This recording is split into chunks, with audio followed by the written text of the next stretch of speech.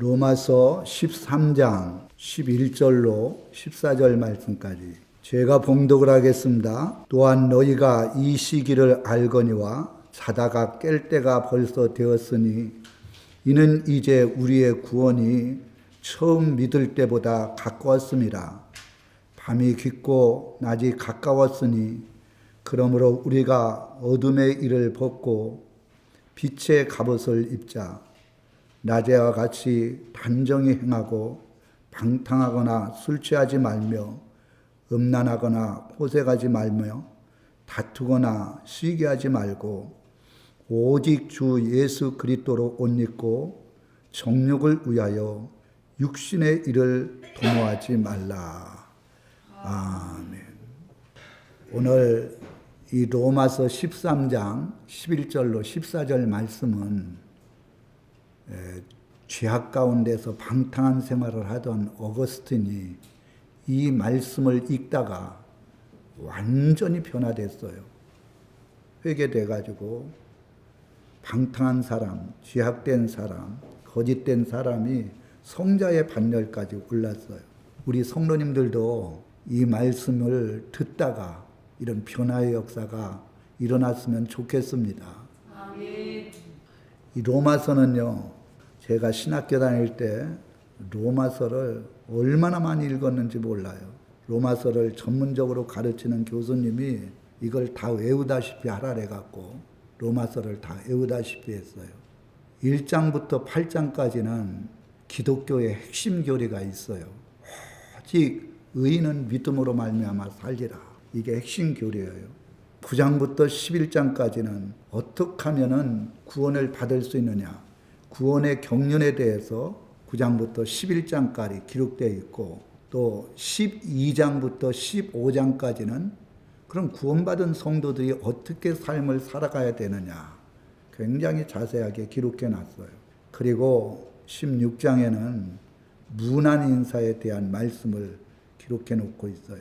사도 바울이 평생을 자기의 삶을 뒤돌아보면서 자기에게 은혜를 끼친 수십 명의 사람들을 다 일일이 기록해 놓고 감사하게 생각을 하는 모습을 보여줍니다. 목회자인 저도 마찬가지예요. 제가 개척도 여러 번 하고 또 큰 교회, 적은 교회, 개척교회도 있어 봤지만 정말 그 시간들이 다 기억이 됩니다. 악하게 한 사람은 악하게 한 사람대로, 좋은 일들을 행한 사람은 좋은 일을 행한 대로 기억에 남아서 정말 보고 싶은 분들도 있어요. 참 감사한 분도 있고 사도 바울도 16장 마지막에 보면 문안 인사를 해놨잖아요. 어머님 같은 분도 계시고 정말 자기를 위해서 생명 바쳐서 헌신하고 희생했던 브루스길라 아굴라 같은 사람도 있고 또 물질로 헌신한 사람도 있고 기도로 헌신한 사람도 있고 그래서 우리 성도님들도 다 주님 앞에 이렇게 좋은 것들이 기억되어서 주님 앞에 설 때 상고를 받으면 좋겠다 이런 생각을 합니다. 이 로마서에 보면 지금 13장이잖아요. 이 마지막 종말에 대한 말씀을 사도 바울이 하고 있어요. 이 종말, 이 마지막 때 이럴 때를 살고 있거든요. 그래서 종말을 사는 성도들이 어떠한 신앙생활을 해야 되느냐 한 3가지로 말씀해 주고 있어요. 첫째는 자다가 깰 때를 알아야 된다. 11절에 그래놨어요. 또한 너희가 이 시기를 알거니와 자다가 깰 때가 벌써 되었으니 자다가 깰 때가 되었대요. 이거는 시대를 분별해야 된다. 시대를. 여러분 자는 사람은요 죽은 사람과 똑같아요. 제가 자고 있으면 누가 옆에 와서 얘기를 해도 잘 못 들어요. 무슨 일 일어난지도 몰라요. 그냥 다 숨만 쉬고 있지 모든 생각, 마음, 모든 육신이 다 죽어있는 상태나 마찬가지예요. 이 죽어있는 상태에서 깨라는 거예요. 육신은 살아있지만 영적으로 죽어있는 상태에서 주님 맞이해버리면 하나님 앞에 심판을 받으니까 영적으로 죽어있는 상태에서 이제는 깨라. 강하게 말씀해주고 있어요. 여기 깨다는 것은 3가지로 말씀을 하는데 잠에서 깨우다, 일어나다, 죽은 자를 일으키다. 영적인 잠에서 깨라는 거예요. 그리고 일어나서 행동하라는 거예요.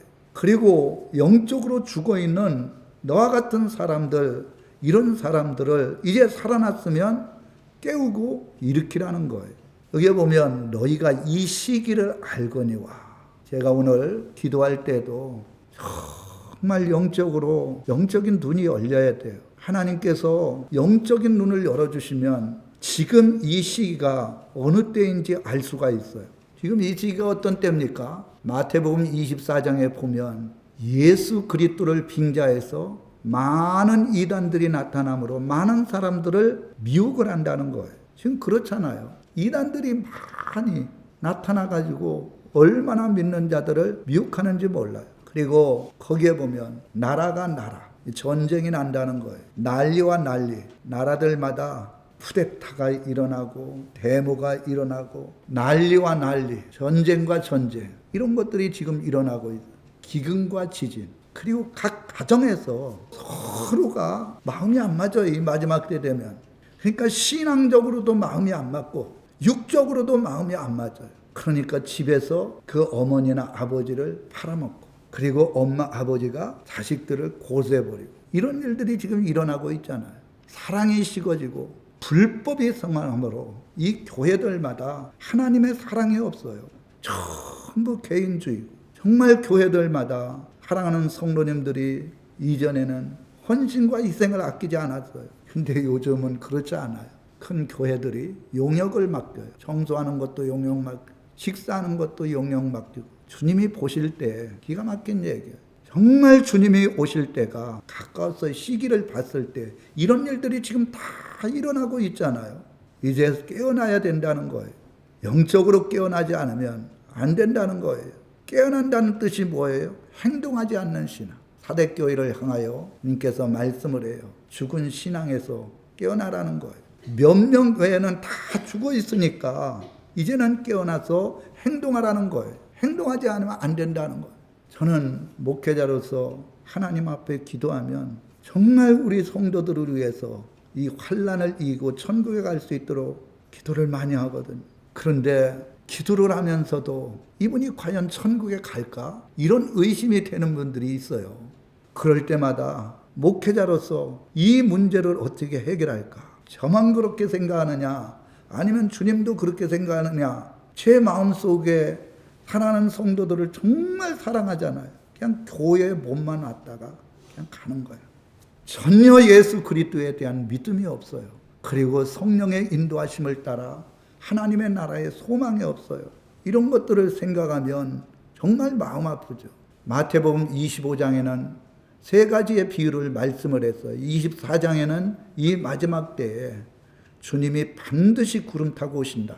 도둑같이 오신다. 그리고 생각지 않는 때 오신다 말씀을 하셨고, 세 가지 비유를 통해서 첫째는 기름과 등불을 준비해라. 기름이 뭐예요? 성령을 받으라는 거예요. 등불이 뭐예요? 베드로후서 1장 19절에 보면 예언의 말씀, 확실한 예언의 말씀이에요.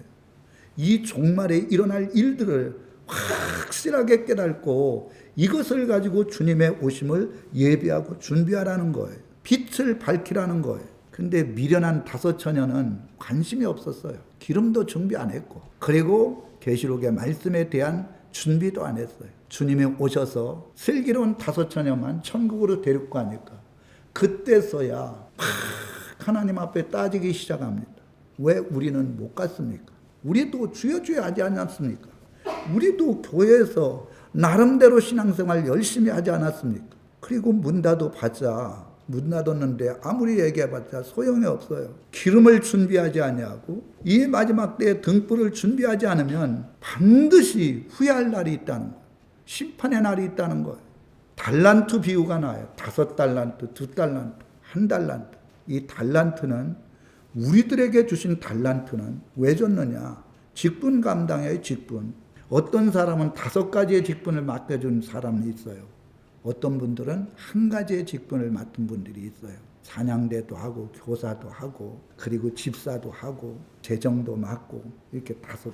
근데 그 사람은 너무 하나님 앞에 감사해서 5가지의 일을 열심으로 충성을 했어요. 그랬더니 주님께서 잘했다 종아, 내가 너에게 준 직분을 잘 감당하였으므로 내가 상급을 주겠다. 이렇게 말씀을 했어요. 2달란트 받은 사람도 마찬가지. 그런데 1달란트 받은 사람, 겨우 1달란트, 한 직분을 맡았는데 그것도 감당하지 못한 거예요. 그러니까 이 악하고 게으른 종을, 이건 쌍욕이에요. 하나님의 자녀라고, 하나님의 백성이라고, 하나님께서 귀한 직분을 줬는데 이 악하고 게으른 종을 슬피 울며 이를 가는데 보내라 그랬어요. 천국이 슬피 울며 이를 가는 데입니까? 천국이 악하고 게으른 종이 가는 데입니까?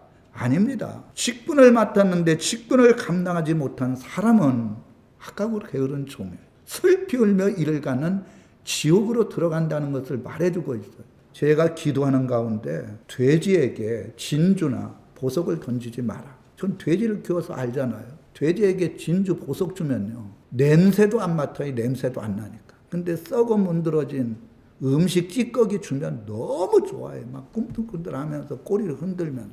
정말 우리들에게 보석과 진주와 같은 게 뭐예요? 하나님의 진리의 말씀이에요. 말씀이 떨어질 때 그 말씀 앞에 감사함으로 기쁜 마음으로 순종하는 사람이 돼지가 아니고 정말 믿음의 성도들의 모습인 거예요. 예수님께서 그 돼지로 피임한 사람이 누굽니까? 예수님이 왔는데도 예수님을 깨달지 못하고 영접하지 못하고 예수님께서 하나님의 나라의 진리의 말씀을 증거하는데도 관심이 없는 서기관 바리새인들을 향하여 이 돼지와 같은 자라래, 악한 자라래, 이 독사의 새끼라고 얘기했어요. 여러분, 독사의 새끼가 되면 안 돼요.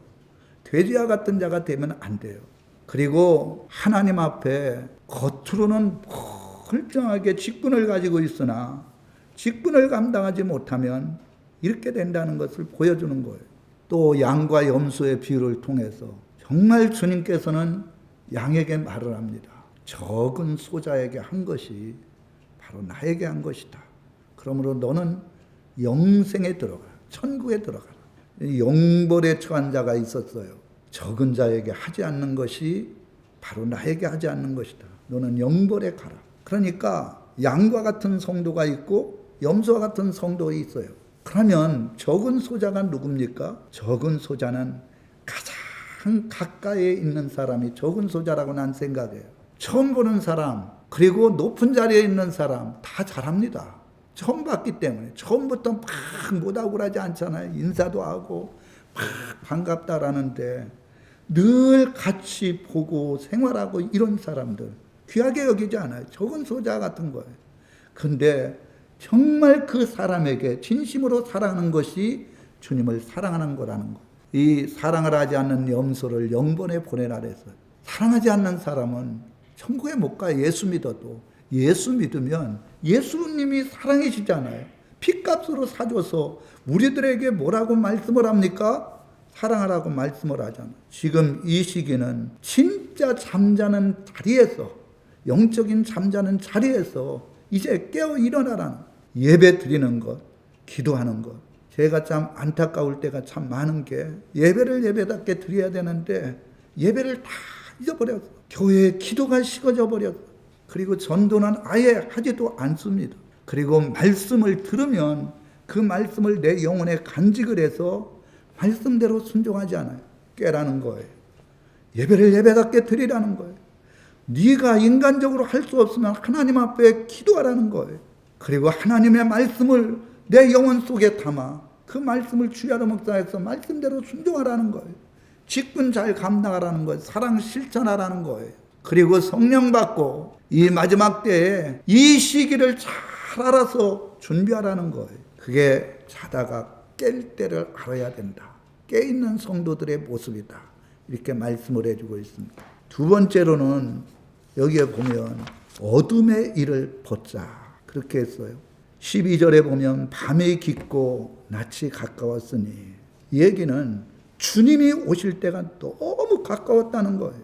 2000년 전에 이 로마서를 기록했다면 2000년이 지난 지금은 너무너무 주님의 오실 날이 가까웠으니, 그러므로 우리 예수 믿는 사람들이 어둠의 일을 벗고 빛의 갑옷을 입자. 어둠의 일을 벗으라는 거예요. 어둠이 뭡니까?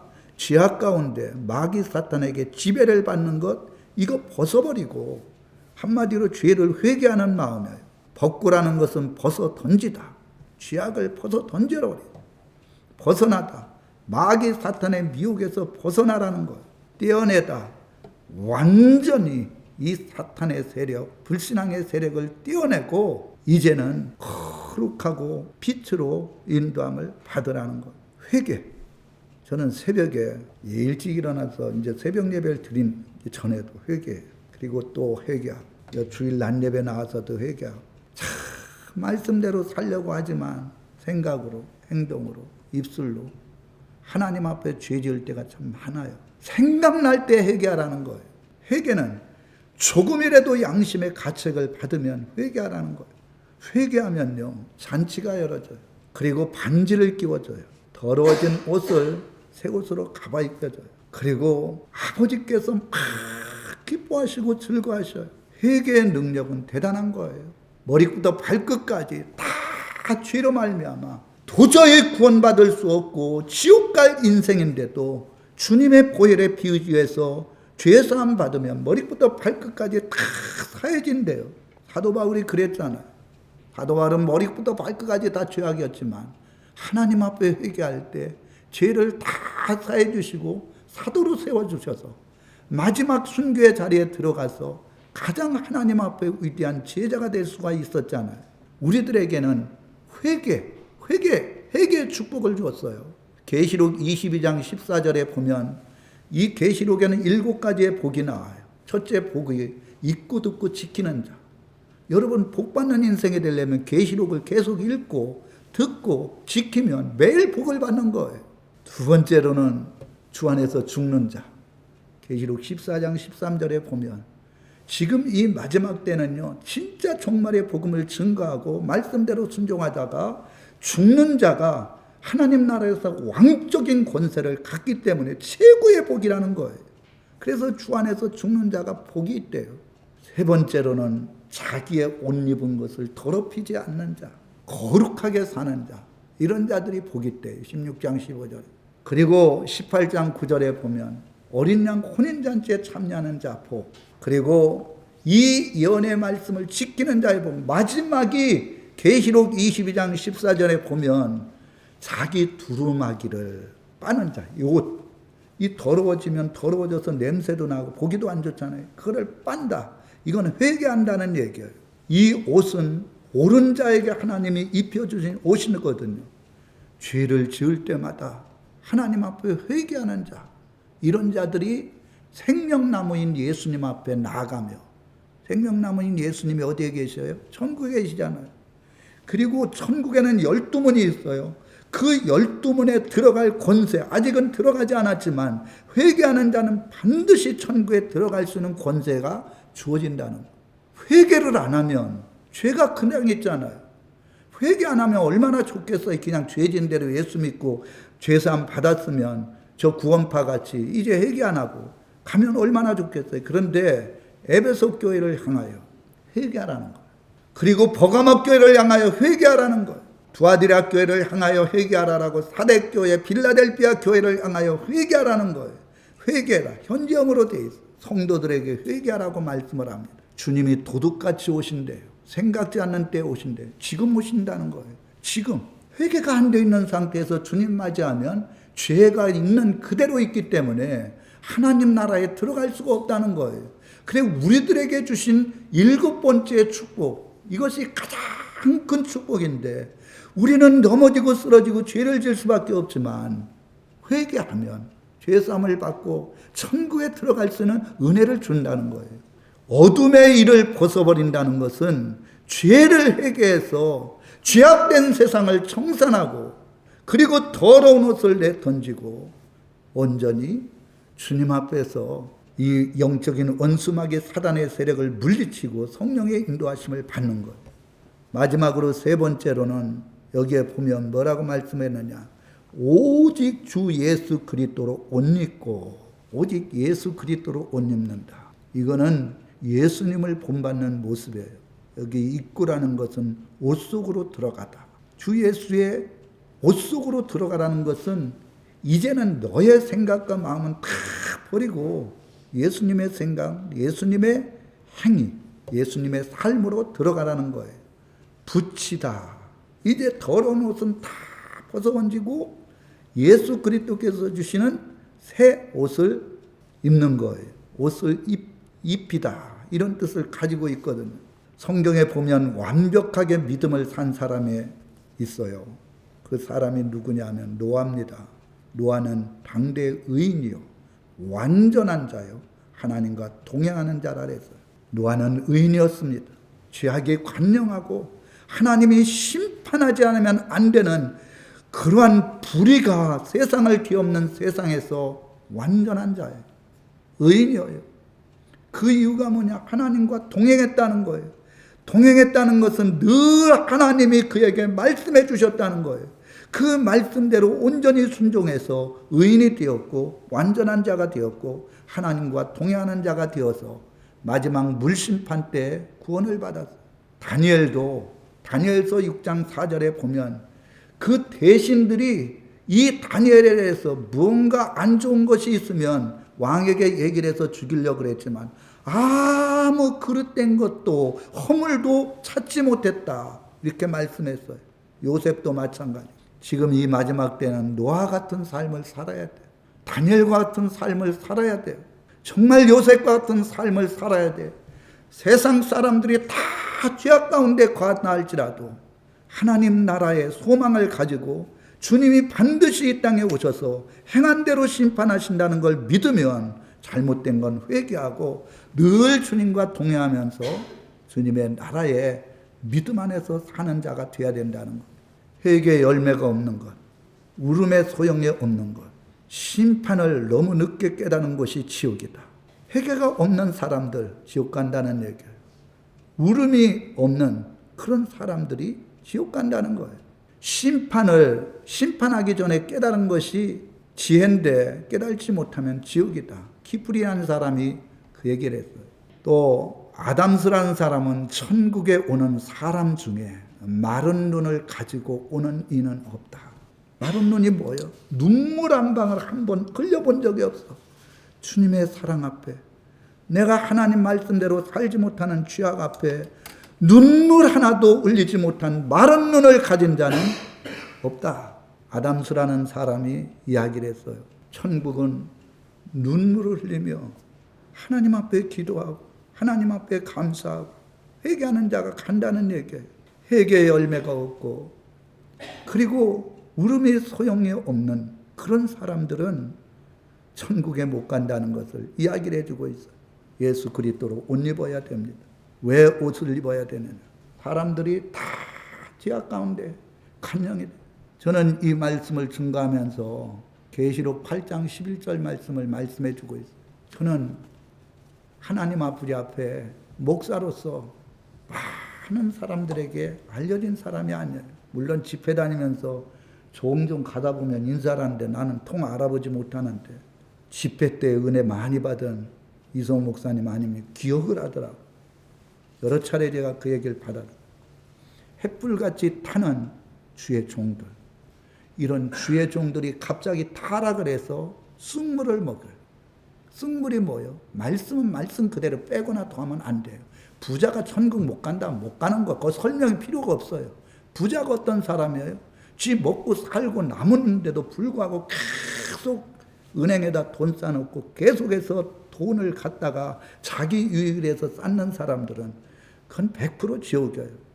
계명을 다 지켰으면 계명 지켜도 첫째 계명부터 4계명까지는 하나님 사랑이 이웃 사랑인데 이웃 사랑했으면 네 물질 가지고 그렇게 하고 있겠냐. 그렇게 말씀을 하잖아요.